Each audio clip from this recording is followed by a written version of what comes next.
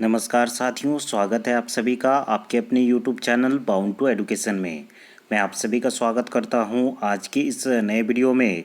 आज का ये video JSSC lab assistant and JSSC PGT chemistry के सभी स्टूडेंट्स के लिए बहुत अधिक महत्वपूर्ण होने वाला है। जो हम लोगों ने क्वेश्चन आंसर का सीरीज स्टार्ट किया था, उस ऑब्जेक्टिव क्वेश्चन आंसर के सीरीज़ को आगे बढ़ाएंगे और आगे के प्रश्नों को देखने वाले हैं। तो चलिए आज की इस वीडियो को शुरू करते हैं बिना किसी देरी के। अगर आप चैनल पर नए हैं, अभी तक चैनल को सब्सक्राइब नहीं किया है तो इसे ज़रूर सब्सक्राइब कर दे, और अगर आपने इस वीडियो को अभी तक लाइक नहीं किया है तो इसे ज़रूर लाइक कर दे। अगर आपको ऑब्जेक्टिव क्वेश्चन आंसर का बुक का PDF चाहिए तो नीचे टेलीग्राम ID का लिंक मिल जाएगा, उसमें आप मुझसे कॉन्टैक्ट कर सकते हैं। मैं आपको बुक का PDF प्रोवाइड करवा दूंगा। चलिए आज के इस वीडियो को शुरू करते हैं और आगे के प्रश्नों को देखते हैं। क्वेश्चन नंबर 45 हम लोगों ने पिछले वीडियो में देख चुका था। क्वेश्चन नंबर 46 को देखते हैं। देखिए क्वेश्चन नंबर 46 में एक रिएक्शन दिया गया है जहाँ पे CaC2 रिएक्ट कर रहा है H2O के साथ। यहाँ पे कोई P बन रहा है, उसके बाद हॉट आयरन ट्यूब कर रहे हैं तो यहाँ पे Q बन रहा है। उसके बाद CH3Cl AlCl3 के साथ रिएक्ट करके यहाँ पे प्रोडक्ट R हमें प्राप्त हो रहा है। तो ये R क्या होगा, ये चीज़ आपको बताना है। ऑप्शंस देख लीजिए, बेंजीन है, इथाइल बेंजीन है, टोल्यूइन है, या फिर एन प्रोपाइल बेंजीन आपका बनेगा। वीडियो को पॉज करके आप स्वयं से आंसर देने का प्रयास कीजिएगा। बहुत सारे जेन्युइन स्टूडेंट ऐसे हैं जो कि रेगुलरली पढ़ाई करते हैं हमारे वीडियोज़ से, और कुछ भी मिस्टेक मेरे से होता है उसको कमेंट में लिखते हैं। मुझे बहुत अच्छा लगता है कि आप सभी मेरे साथ सभी चीज़ों को दोहरा रहे हैं, ठीक है। अगर आप स्वयं से प्रैक्टिस नहीं करेंगे तो आपको पता नहीं चलेगा क्या आपका मिस्टेक है, या फिर अगर मुझसे वीडियो बनाने में या फिर कहीं पे किसी क्वेश्चन में कुछ त्रुटि होता है उसको आप कमेंट बॉक्स में लिखते हैं तो मुझे बहुत अच्छा लगता है, ठीक है। तो उसको ज़रूर से आप खुद से बनाया कीजिए, और कुछ भी त्रुटि होगा आप कमेंट बॉक्स में लिख सकते हैं। चलिए दोस्तों, इस वीडियो पे आते हैं और इस क्वेश्चन को देखते हैं। यहाँ पे देखिए CaC2 का रिएक्शन हो रहा है H2 के साथ। तो इस रिएक्शन को मैंने पिछले वीडियो में भी बताया था कि CaCO2 जब H2O के साथ रिएक्ट करता है तो CaOH बनता है। एक्सेस ऑफ H2O लेंगे तो OH बनेगा, अगर 1 मोल लेंगे तो CaO बनेगा, और यहाँ पे एल्केन बनता है C2H2, माफ़ कीजिएगा C2H2 यहाँ पे बनता है जो कि है एल्काइन। यहाँ पे 2 मोल ऑफ C2H2 बनेगा, माफ कीजिएगा 3 मोल ऑफ C2H2 बनेगा।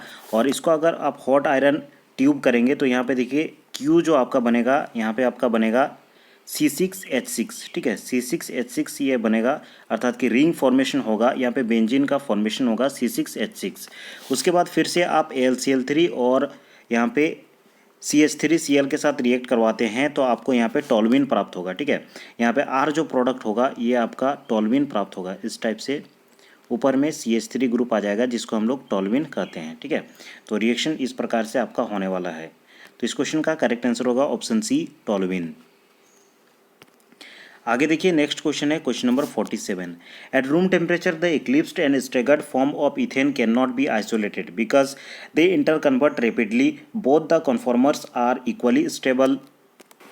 या फिर ऑप्शन सी है, देखिए the energy difference between the conformers is large, या फिर ऑप्शन डी है there is a large energy barrier of rotation about pi bond. तो इस क्वेश्चन का करेक्ट आंसर क्या होगा, सभी को देने का प्रयास करेंगे। तो यहाँ पे देखिए eight room temperature the eclipsed and staggered form of ethane can not be isolated. इसको अलग अलग नहीं किया जा सकता है, ठीक है। जो ये एक्लिप्स्ड फॉर्म है और स्टेगर्ड फॉर्म है इसको अलग अलग नहीं किया जा सकता है। तो इसका रीज़न क्या है, तो इसका रीज़न होगा दे इंटर कन्वर्ट रेपिडली, बहुत जल्दी से वे एक दूसरे में चेंज होता है, इसीलिए इसको अलग अलग नहीं किया जा सकता। ऑप्शन ए आपका करेक्ट आंसर होगा, ठीक है। क्वेश्चन नंबर 47 का करेक्ट आंसर हो जाएगा ऑप्शन ए। आगे देखिए नेक्स्ट क्वेश्चन को देखते हैं question number 48। Structural formula of lewisite. Lewisite का स्ट्रक्चरल फार्मूला क्या होगा ये आपको बताना है। चलिए इसके ऑप्शंस को देखिए, चारों ऑप्शन को ध्यानपूर्वक देखिए और बताइए इस क्वेश्चन का करेक्ट आंसर क्या होने वाला है। तो देखिए इस क्वेश्चन का करेक्ट आंसर हो जाएगा लुईसाइड का जो स्ट्रक्चर होता है ये CH होता है, डबल बॉन्ड CHAsCl3, ये लुईसाइड का स्ट्रक्चर होता है। ऑप्शन ए आपका करेक्ट आंसर होगा। नेक्स्ट क्वेश्चन है, देखिए question number 49। If different carbon atoms are join together to form open chain of carbon atoms with single bond only in a compound then such compound are termed as. आसान सा question है। यहाँ पे देखिए different carbon atom are join together, बहुत सारे carbon atom यहाँ पे एक दूसरे के साथ मिल रहे हैं to form open chain of carbon atoms. यहाँ पे open chain of carbon atoms बना रहे हैं विद सिंगल बॉन्ड। और यहाँ पे सिंगल बॉन्ड किस में होता है? एल्केन में ही केवल सिंगल बॉन्ड आपको देखने को मिलेगा। ऑप्शन डी आपका यहाँ पे करेक्ट आंसर हो जाएगा, क्योंकि एल्केन का जो फॉर्मेशन होता है इस प्रकार से सिंगल बॉन्ड होता है। डबल बॉन्ड अगर हो जाएगा तो वो एल्कीन हो जाएगा, ट्रिपल बॉन्ड होगा तो एल्काइंस हो जाएगा। ठीक है, तो इस क्वेश्चन का करेक्ट आंसर होगा option D, alkanes. Next question है, देखिए unsaturated hydrocarbon contains. Unsaturated hydrocarbon किसको कहा जाता है? सिंगल एंड डबल बॉन्ड को, ओनली डबल बॉन्ड को, ओनली ट्रिपल बॉन्ड को, या फिर डबल एंड ट्रिपल बॉन्ड को अनसैचुरेशन कहा जाता है।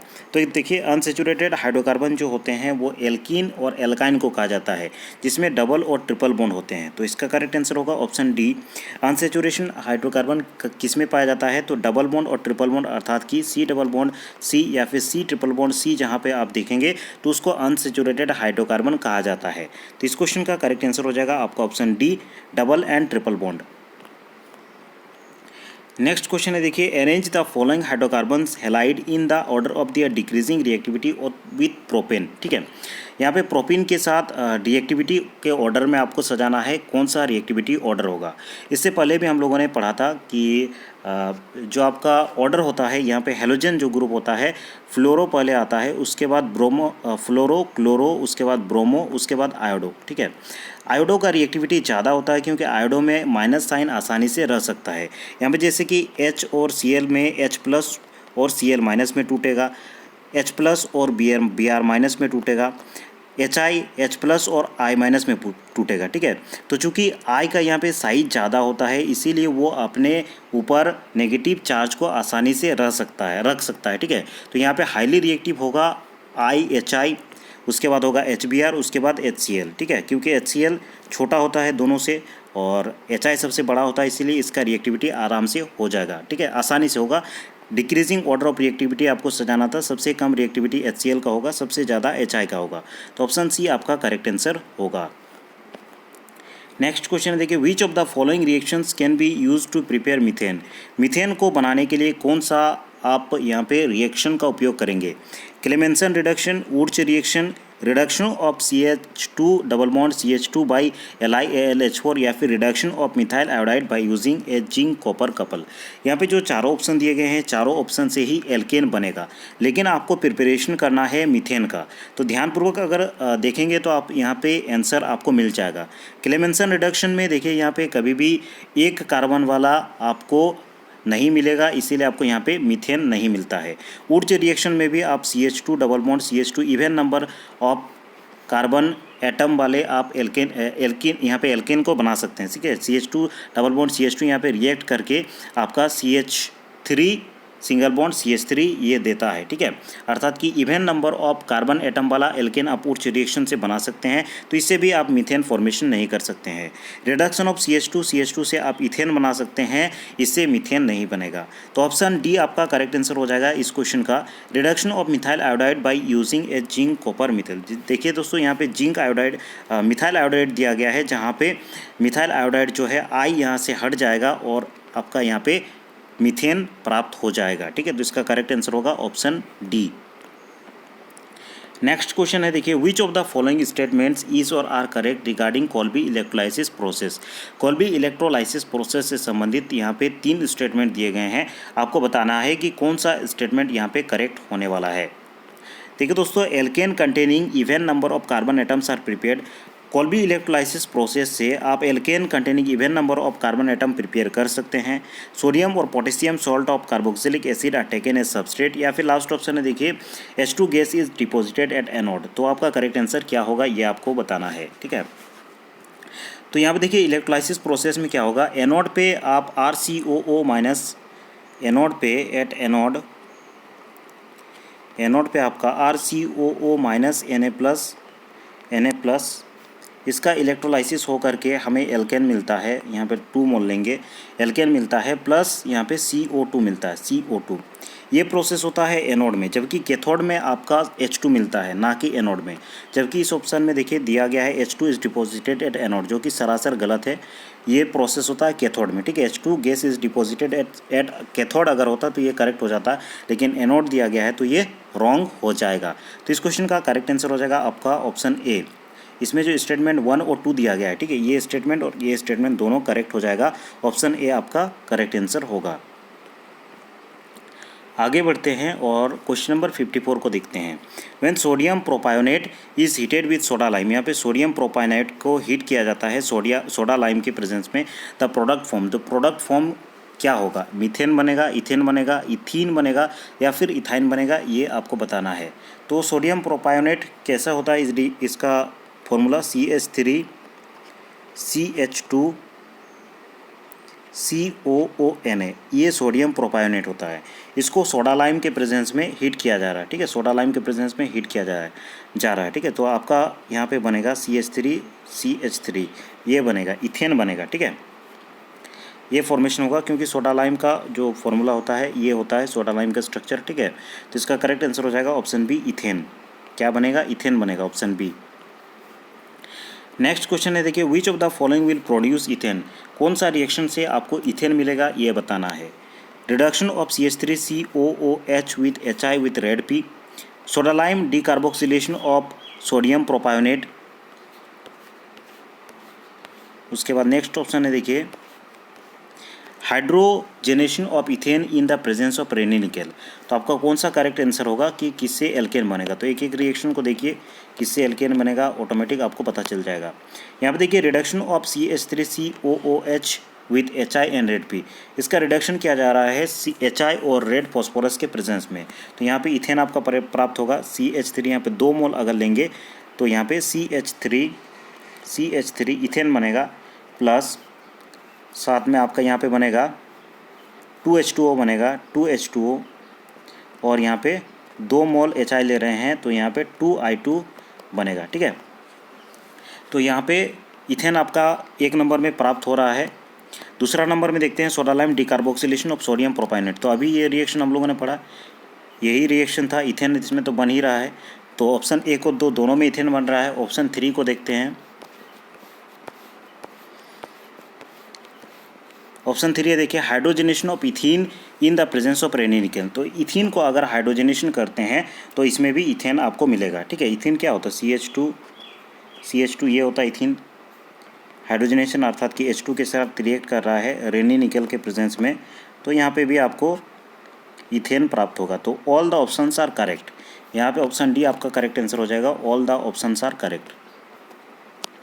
आइसोमेरिक पेंटेन्स यहाँ पे दिया गया, देखिए, isomeric pentanes have different value of boiling point. यहाँ पे आइसोमेरिक पेंटेन जो होता है अलग अलग बॉइलिंग पॉइंट क्यों होता है? जैसे कि एन पेंटेन का यहाँ पे बॉइलिंग पॉइंट हाईएस्ट होता है, जबकि आइसोपेंटेन का या फिर एनोदर को भी ब्रांच चेन होता है, उनका बॉइलिंग पॉइंट लो होता है। ऐसा क्यों होता है ये आपको बताना है।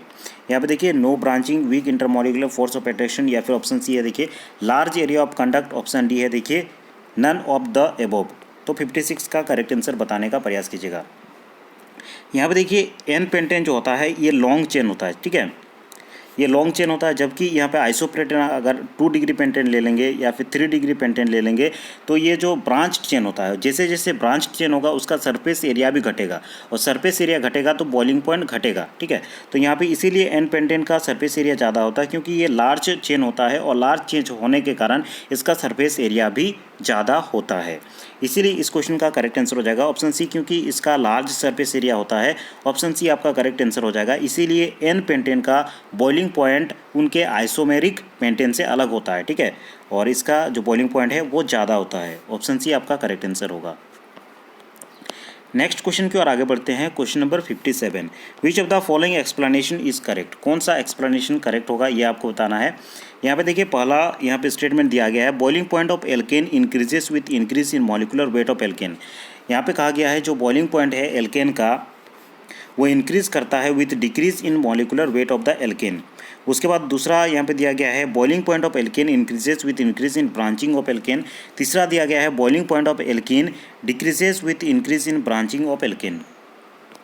तो यहाँ पे देखिए, बॉइलिंग पॉइंट कभी भी एल्केन का नहीं बढ़ता है अगर उसका मॉलिकुलर वेट घटेगा, ठीक है। मॉलिकुलर वेट घटेगा अर्थात कि ब्रांचिंग, उसका जो स्टेट चेन ब्रांचिंग है वो भी घटेगा, जिसके कारण वो घटेगा ना कि इंक्रीज करेगा। तो ये स्टेटमेंट गलत हो जा रहा है। ऑप्शन यहाँ पे जो दूसरा स्टेटमेंट दिया गया है, बॉइलिंग पॉइंट ऑफ एल्कीन, माफ़ कीजिएगा, alkane increases with increase in branching, तो ब्रांचिंग से बढ़ता नहीं है बल्कि घटता है, तो ये भी गलत हो जाएगा। यहाँ पे देखिए स्टेटमेंट 3 दिया गया है, boiling point of alkene decreases with increase in branching, तो ये आपका करेक्ट हो जाएगा। जैसे जैसे ब्रांचिंग बढ़ेगा वैसे वैसे सरफेस एरिया घटता है, अर्थात जैसे कि ब्रांचिंग बढ़ता है तो वो एक प्रकार से स्पेयर शेप का हो जाता है, और हम लोग जानते हैं स्पेयर शेप का जो यहाँ पे कंपाउंड होता है उसका सरफेस एरिया कम होता है, सरफेस एरिया कम होता है इसीलिए वो बॉइलिंग पॉइंट घटता है। ठीक है, तो इसका करेक्ट आंसर हो जाएगा ऑप्शन 3। तो देखिए इसका करेक्ट आंसर ऑप्शन बी होगा। ऑप्शन जो 3 है, स्टेटमेंट 3 ही आपका केवल करेक्ट हो जाएगा।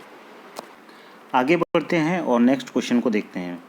यहाँ पर देखिए नेक्स्ट क्वेश्चन में मिलान करना है, कॉलम 1 और कॉलम 2 दिया गया है, इसका बॉइलिंग पॉइंट के साथ मिलान करना है। तो एन पेंटेन देखिए यहाँ पे स्ट्रेट चेन है इसीलिए इसका बॉइलिंग पॉइंट सबसे ज़्यादा होगा, तो यहाँ पे सबसे ज़्यादा आपको बॉइलिंग पॉइंट 2 नंबर में दिख रहा है। उसके बाद आइसोपेंटेन का होगा, देखिए आइसोपेंटेन का 301 हो जाएगा, और नियोपेंटेन का होगा 1 नंबर सबसे कम। ठीक है, क्योंकि नियोपेंटेन में सबसे ज़्यादा यहाँ पे ब्रांचिंग है, 3 डिग्री है, ये 2 डिग्री है, ये 1 डिग्री है, तो यहाँ पे ब्रांचिंग सबसे कम है तो इसका बॉइलिंग पॉइंट सबसे ज़्यादा होगा क्योंकि सरफेस एरिया ज़्यादा होगा। आइसोपेंटेन में उससे कम सरफेस एरिया होगा क्योंकि आइसोपेंटेन का यहाँ पे इस प्रकार का स्ट्रक्चर होता है। ठीक है, यहाँ पे थोड़ा सा आपको देखिए सरफेस एरिया कम नज़र आ रहा है एन पेंटेन से, तो इसीलिए इसका थोड़ा सा कम होगा, और न्यू पेंटेन में सबसे कम होगा सरफेस एरिया, इसीलिए इसका बॉइलिंग पॉइंट भी सबसे कम होगा। तो आपका कौन सा करेक्ट आंसर हो जाएगा क्वेश्चन नंबर 58 का, देखिए कौन सा मिलान सही हो रहा है। इसका ऑप्शन सी करेक्ट हो जाएगा। देखिए पहले 2, 3 और 1, ऑप्शन सी इस क्वेश्चन का करेक्ट आंसर होगा।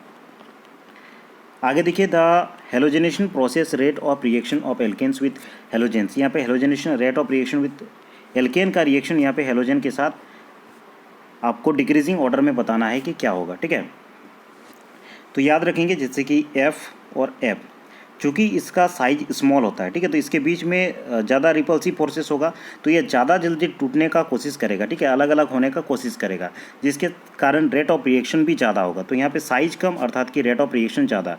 Cl जैसे कि यहाँ पे Cl और Cl है, उसके बाद आता है Cl I2 बहुत ज़्यादा लार्ज साइज का होगा। ठीक है, जिसके कारण इनके बीच का जो रिपल्सन है वो भी कम होगा, तो इसीलिए आपका जो ऑर्डर हो जाएगा वो ए नंबर हो जाएगा। ठीक है, सिंपल सा आप याद रखेंगे, बॉन्ड लेंथ जो होते हैं, मान लेते हैं bond length A is directly proportional to 1 by reactivity.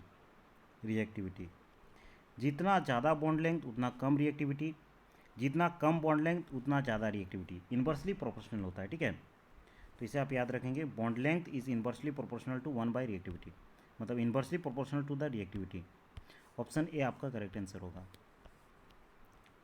Next question देखिए 2 methyl butane on reaction with bromine in the presence of sunlight mainly gives.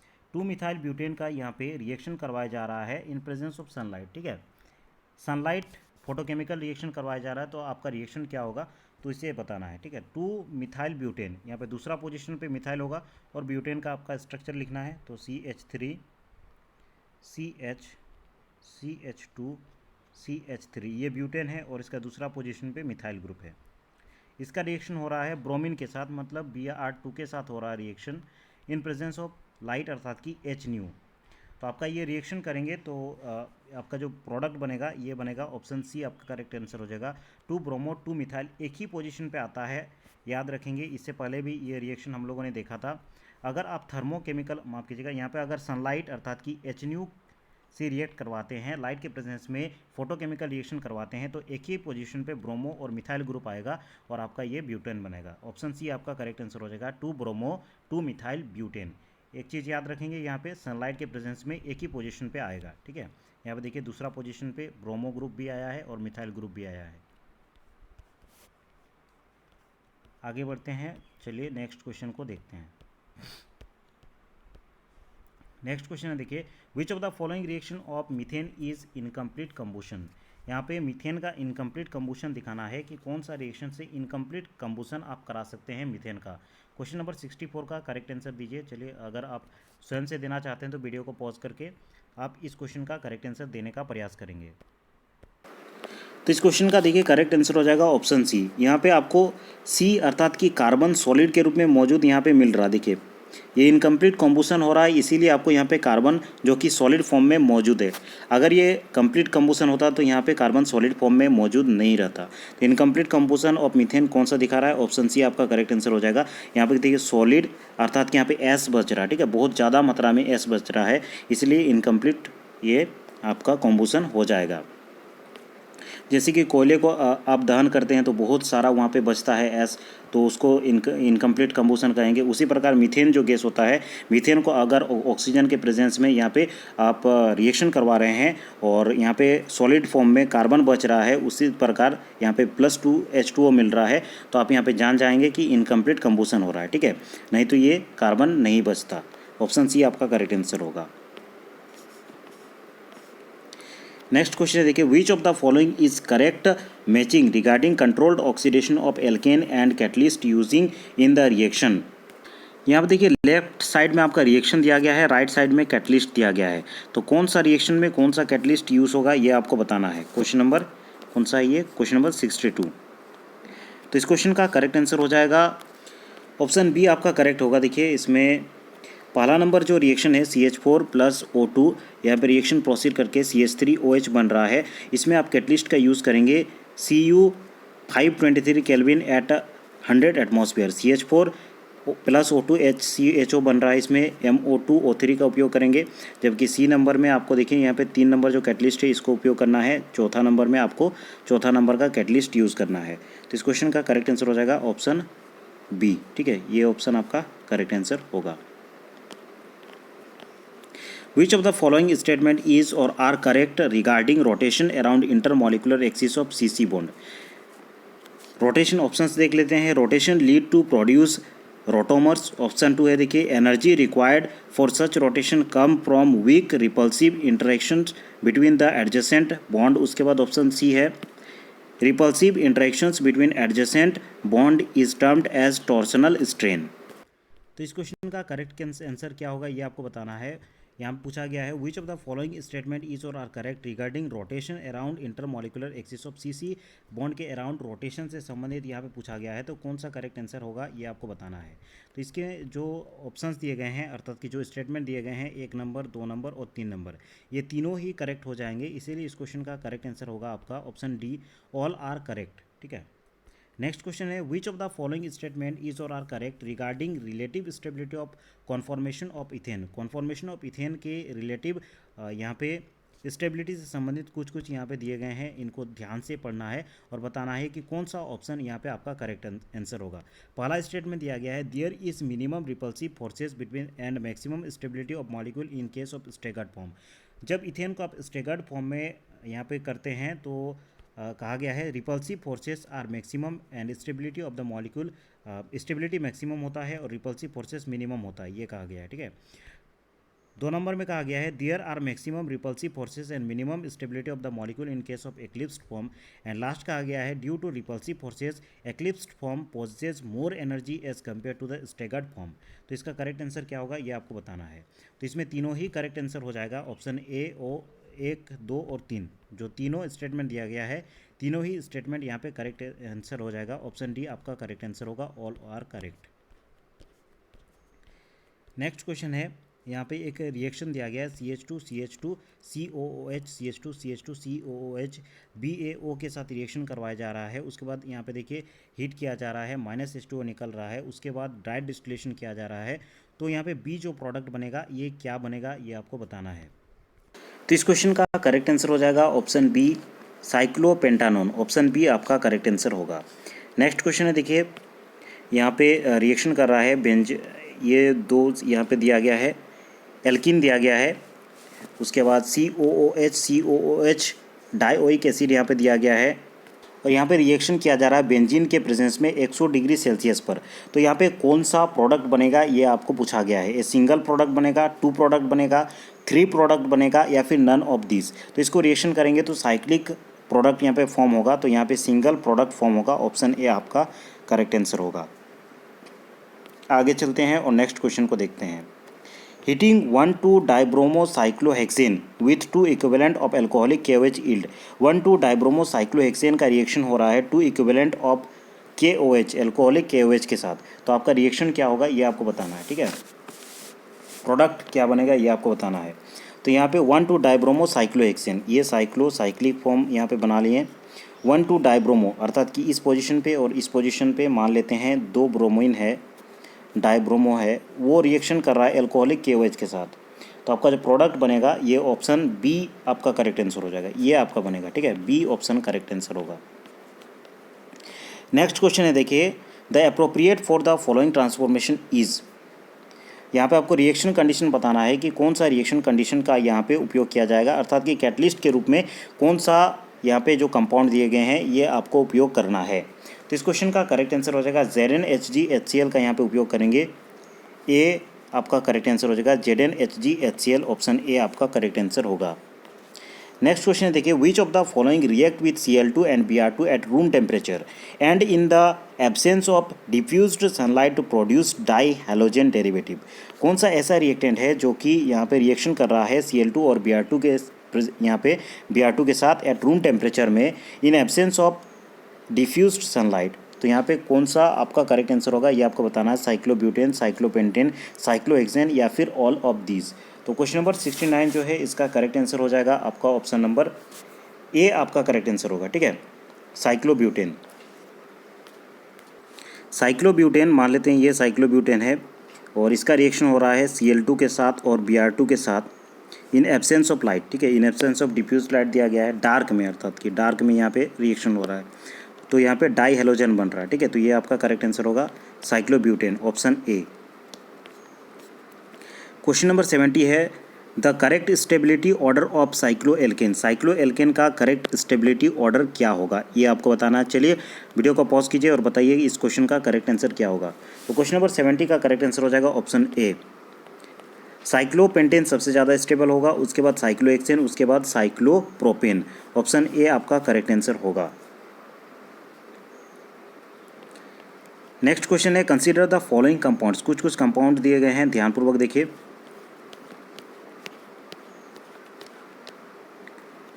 यहाँ से क्वेश्चन पूछा गया है choose the correct statement regarding the above organic compound. 1 and 3 are chain isomer of each other, और यहाँ पे कहा गया है 2 and 3 are position isomer, 1 and 2 are correct. यहाँ पे कौन सा करेक्ट आंसर होगा, चलिए इस ऑप्शन को देख लीजिए थोड़ा सा अच्छे से, उसके बाद देखते हैं पहला और दूसरा ऑप्शन क्या था। यहाँ पे पहला ऑप्शन में देखिए जो डबल बॉन्ड है वो पहला पोजीशन पे है, उसके बाद यहाँ पे देखिए सेम है लेकिन इसका डबल बॉन्ड दूसरे पोजीशन पे है। तो इस क्वेश्चन का जो करेक्ट आंसर हो जाएगा क्वेश्चन नंबर 71 का, इसका करेक्ट आंसर हो जाएगा आपका ऑप्शन नंबर सी आपका करेक्ट आंसर हो जाएगा। 1 और 2 जो है ये करेक्ट हो जाएगा, अर्थात कि यहाँ पे 1 और 3 चेन आइसोमर है एक दूसरे के साथ, और 2 और 3 यहाँ पे पोजीशन आइसोमर है, दोनों ही यहाँ पे करेक्ट हो जाएगा, इसीलिए ऑप्शन सी आपका करेक्ट होगा। नेक्स्ट क्वेश्चन देखिए which reaction is involved in the preparation of ethene from chloroethene. यहाँ पे क्लोरोइथीन से इथीन बनाना है, तो कौन सा रिएक्शन यहाँ पे होगा, alpha elimination reaction, beta elimination reaction, reduction होगा या फिर नन ऑफ द अबव। तो इस क्वेश्चन का करेक्ट आंसर हो जाएगा बीटा एलिमिनेशन रिएक्शन, ठीक है। तो यहाँ पे क्लोरोइथीन लिया गया है और उससे इथीन बना रहा है, तो यहाँ पे बीटा एलिमिनेशन होगा। आप अगर देखेंगे इस रिएक्शन को थोड़ा सा मैं आपको बता देता हूँ। यहाँ पे पहले क्या लिया गया है क्लोरोइथीन, तो CH3 CH2 यहाँ पे Cl, ये क्लोरोइथीन हो गया, क्लोरोइथेन माफ कीजिएगा क्लोरोइथेन हो गया, प्लस यहाँ पे एल्कोहलिक KOH के साथ रिएक्शन करते हैं, यहाँ पे रिएक्शन कंडीशन लेते हैं, तो आपका यहाँ पे देखिए CH2 डबल बॉन्ड CH2 बनता है। यहाँ पे बीटा पोजीशन में जो यहाँ पे कार्बन है, यहाँ पे बीटा यहाँ पे 2 कर दीजिए और यहाँ पे H, यहाँ पे बीटा पोजीशन का हाइड्रोजन एटम का यहाँ पे एलिमिनेशन होता है, इसीलिए इसका करेक्ट आंसर हो जाएगा ऑप्शन बी, बीटा एलिमिनेशन इसको कहते हैं। नेक्स्ट क्वेश्चन देखिए alkyne on reduction with sodium in liquid ammonia forms. Alkyne का रिडक्शन किया जाता है इन presence of sodium in liquid ammonia forms, इसमें क्या बनेगा, सी से एल्किन बनेगा, सी से एल्केन बनेगा, ट्रांस एल्किन बनेगा या फिर ट्रांस एल्किन बनेगा। तो यहाँ पे ट्रांस एल्किन बनता है, ठीक है, ऑप्शन सी आपका करेक्ट आंसर हो जाएगा, ट्रांस एल्किन बनता है, ट्रांस एल्किन इस टाइप से, इधर CH3 इधर CH3, ये ट्रांस एल्किन बनेगा, ये H ये H, ये ट्रांस एल्किन बनेगा, ठीक है। तो ऑप्शन सी आपका करेक्ट आंसर होगा। नेक्स्ट क्वेश्चन है the following reaction is an example of. यहाँ पे रिएक्शन दिया गया है, तो ये कैसा रिएक्शन है, oxidation reaction, reduction reaction, alpha elimination या फिर बीटा एलिमिनेशन।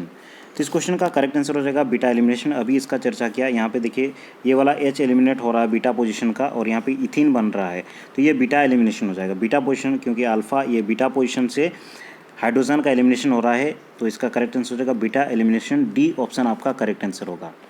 नेक्स्ट क्वेश्चन देखिए, match the column 1 with column 2 and select correct answer from the codes. यहाँ पे कॉलम 1 और कॉलम 2 को मिलाना है और आपका करेक्ट आंसर क्या होगा ये आपको बताना है। देखिए एल्केन्स है, एल्किन्स है, एरोमेटिक है, उसके बाद साइक्लो एल्किन है। तो एल्किन्स जो होता है ये क्या होता है, सेचुरेटेड होता है। एल्किन्स क्या होता है, अनसेचुरेटेड होता है।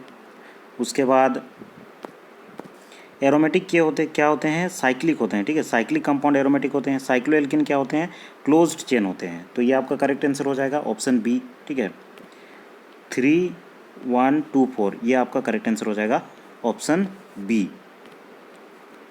नेक्स्ट क्वेश्चन को देखते हैं, question number 76। The addition of HBr to an alkene in the presence of peroxide is the example of. यहाँ पे HBr का एडिशन हो रहा है एल्कीन में in presence of peroxide is the example of. ये किस प्रकार का एग्जाम्पल है, electrophilic addition reaction, nucleophilic addition reaction, free radical reaction, या फिर लास्ट ऑप्शन है देखिए the formation of carbocation as an intermediate. तो ये फ्री रेडिकल एडिशन रिएक्शन का एग्जांपल है। ऑप्शन सी आपका करेक्ट आंसर होगा, ठीक है, ऑप्शन सी आपका करेक्ट आंसर हो जाएगा क्वेश्चन नंबर 76 का। नेक्स्ट क्वेश्चन है देखिए, प्रोपेनल एंड पेंटेन 3 ओन। यहाँ पे propanal and pentane 3 one are ozonolysis किया जा रहा है product of an alkene. Alkene का यहाँ पे ओजोनोलाइसिस का प्रोडक्ट है कौन कौन सा, propanal and pentane 3 own. What is the structural formula of alkene. Alkene का स्ट्रक्चरल फार्मूला क्या होगा ये आपको बताना है। क्वेश्चन नंबर 77 देखिए कहाँ है इसका ऑप्शन,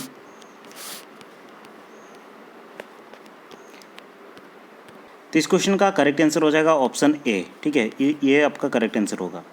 नेक्स्ट क्वेश्चन है देखिए, the alkene which on hydrogenation give 2 methyl butane. यहाँ पे हाइड्रोजनेशन किया जा रहा है किसी एल्कीन का जिसमें प्रोडक्ट आपको मिल रहा है 2 मिथाइल ब्यूटेन, तो वो कौन सा एल्कीन होगा ये आपको बताना है, ठीक है। तो यहाँ पे ऑल ऑफ द एबव हो जाएगा, किसी का भी आप यहाँ पे हाइड्रोजनेशन कीजिए आपको 2 मिथाइल ब्यूटेन मिलेगा। तो इस क्वेश्चन का करेक्ट आंसर हो जाएगा ऑप्शन डी। नेक्स्ट क्वेश्चन दिया गया है, match the reaction given in column 1 with the reaction type in column 2, select the correct answer from the codes given below. यहाँ पे 1 और 2 के साथ ये करना है आपको, यहाँ पे मिलान करना है और बताना है कि कौन सा करेक्ट आंसर होगा, ठीक है। तो यहाँ पे देखिए मैं इसका आंसर बता दे रहा हूँ। क्वेश्चन नंबर 79 का जो करेक्ट आंसर है वो हो जाएगा ऑप्शन ए, ठीक है, 79 का ऑप्शन ए हो जाएगा। ए का मिलान 4 के साथ होगा, बी का मिलान 1 के साथ और सी का मिलान 2, डी का मिलान 3 के साथ होगा, ठीक है। नेक्स्ट क्वेश्चन देखिए, which of the following is the monomer for natural rubber. Natural rubber का यहाँ पे मोनोमर कौन सा होगा ये आपको बताना है। क्वेश्चन नंबर 80, तो 1,3-ब्यूटाडाइन नेचुरल रबर का यहाँ पे मोनोमर होता है जिसे हम लोग आइसोप्रीन कहते हैं, ठीक है। ऑप्शन ए आपका करेक्ट आंसर हो जाएगा, ऑप्शन ए इसका करेक्ट आंसर हो जाएगा। तो चलिए आज की इस वीडियो को यहीं पे एंड करते हैं, नहीं तो वीडियो बहुत लंबा हो जाएगा। अगले वीडियो में आगे के क्वेश्चंस को देखेंगे। आज के इस वीडियो को देखने के लिए बहुत बहुत धन्यवाद। अगर आपने आज के इस वीडियो को लाइक नहीं किया है तो इसे ज़रूर लाइक कर दे, और अगर आपने इस चैनल को अभी तक सब्सक्राइब नहीं किया है तो इसे ज़रूर सब्सक्राइब कर दे। जितने भी क्वेश्चन को आज के इस वीडियो में मैंने करवाया सभी क्वेश्चन आपके आने वाले परीक्षा की दृष्टिकोण से बहुत अधिक महत्वपूर्ण है और सारे आसान क्वेश्चन थे। अगर मुझसे किसी भी प्रकार का त्रुटि हुआ है तो कमेंट बॉक्स में ज़रूर से कमेंट करके लिखिएगा। आज के इस वीडियो में इतना ही, अगले वीडियो में हम लोग फिर मिलते हैं।